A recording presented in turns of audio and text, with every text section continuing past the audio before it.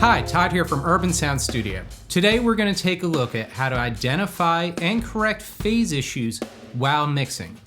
Phase issues can occur anytime you have more than one microphone or a direct box on a source. And with this knowledge, you'll also be able to make sure that you're recording phase coherent signals during the recording process. To start, let's take a look at how to capture an electric bass. We'll use a DI and also mic the cabinet.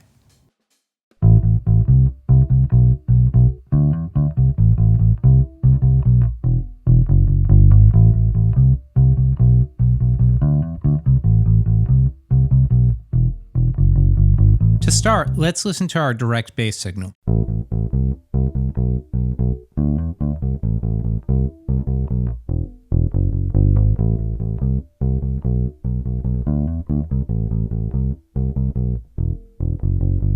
Now let's listen to the mic'd bass cabinet.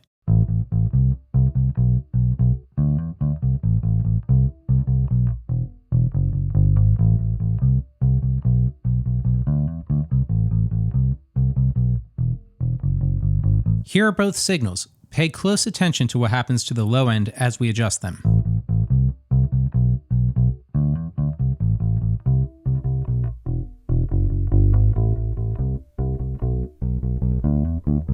Adding more of the other signal actually reduces the amount of bass content, which suggests there's probably a phase issue. Let's add an EQ so we can invert the polarity of our signal and see what's going on. The polarity button is the circle with the line through it. And let's start with the plug-in and bypass.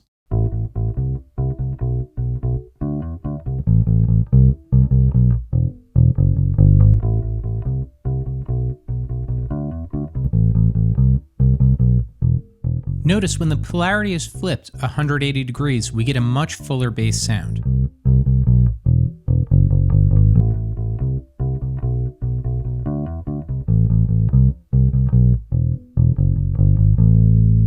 If we zoom in and take a look at the waveforms, it's very clear there's a phase issue. We could see that one of the waveforms is going up while the other is going down.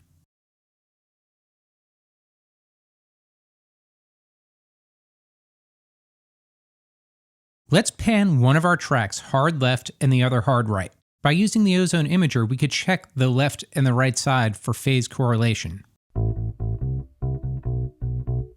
Notice that our signal is going into the -1 on the right-hand side, which suggests a phase issue. Additionally, on the display, we see our signal going to the left and right sides, which also tells us there's a phase issue. Let's engage the EQ and invert the polarity. We can see on the right-hand side that we're now going up into the +1 region. This suggests that we have phase coherent sides from the left to the right.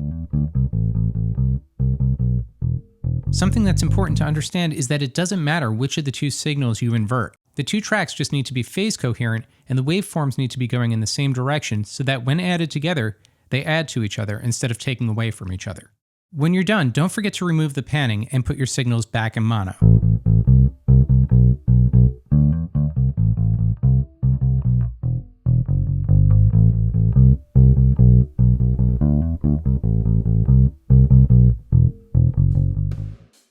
Now, let's take a look at an electric guitar example where we can have a phase issue if there's more than one microphone on the cabinet.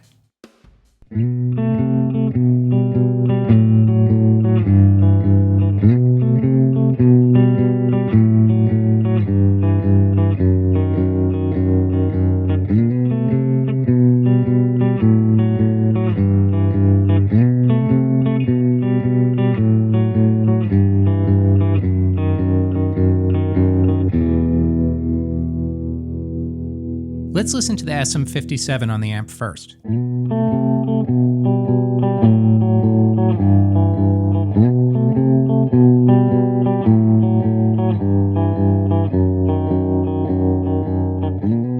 Now let's listen to the Sennheiser E906.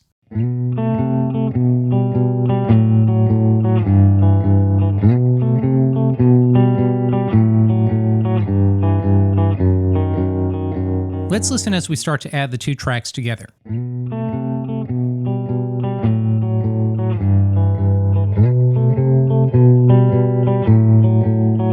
We can hear that as we add the tracks together, we start to get a phasey sound.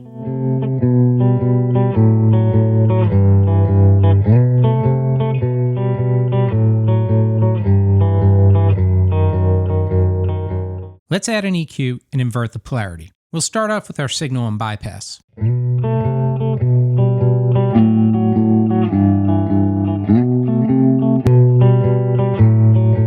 So this is interesting. When we engage the polarity invert, our signal gets even worse and even more phasey.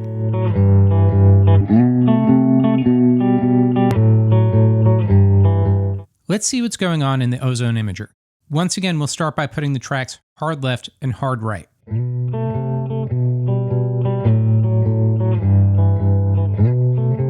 Things aren't as bad as they were with the bass guitar. However, we could still see that we're going from the +1 to -1 on the right-hand side.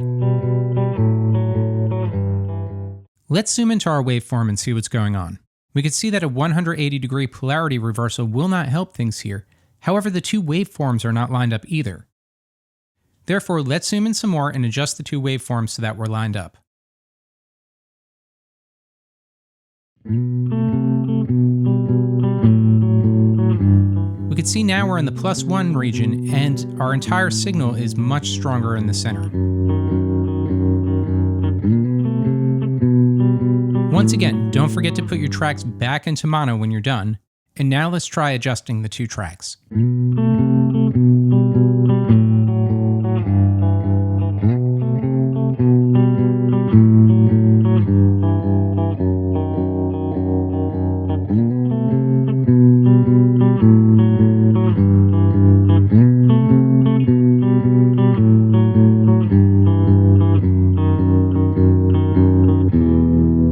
We now have a fully phase coherent mix between the two tracks. When miking a bass drum, we frequently use more than one microphone. In this case, the inside microphone will receive the signal earlier than the external microphone.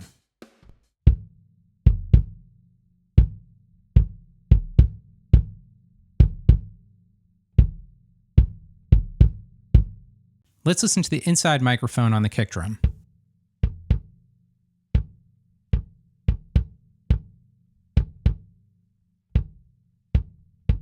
Now let's listen to the exterior microphone.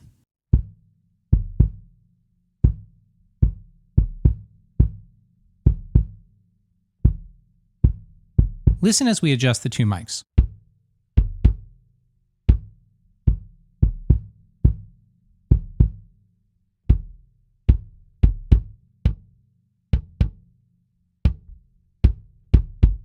Let's try inverting our polarity. We'll start off again in bypass.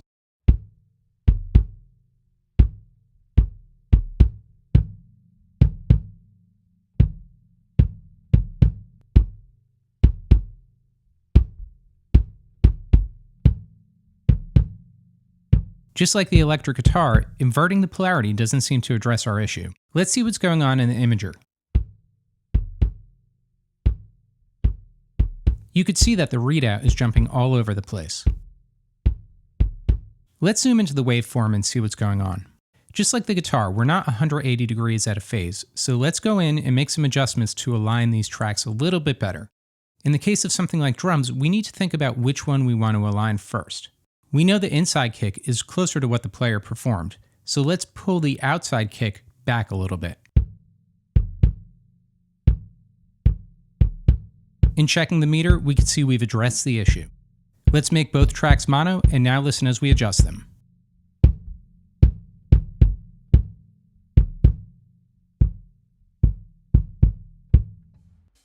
Now let's look at a snare drum.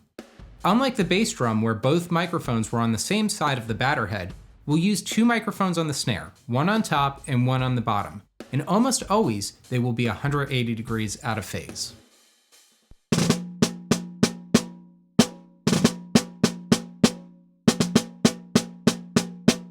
Let's listen to the snare top.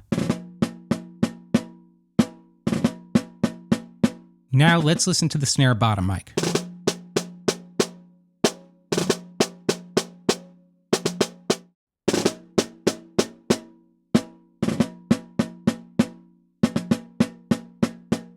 In adjusting the two mics, we hear that we lose bottom end as we increase the level.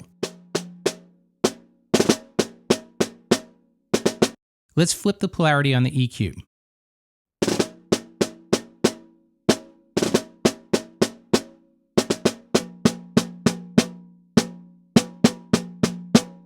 Notice when the polarity reversal is engaged, we get much fuller response from that snare drum. And when bypassed, we get a thin, papery sounding snare. Let's see what this looks like on the Ozone Imager.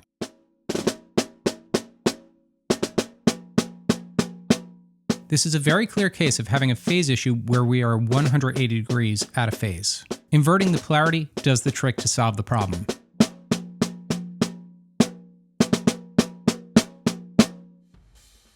And while recording, if you can identify that there is a 180 degree phase issue, make sure to take a look at your preamp, as most preamps do have a polarity invert switch on them.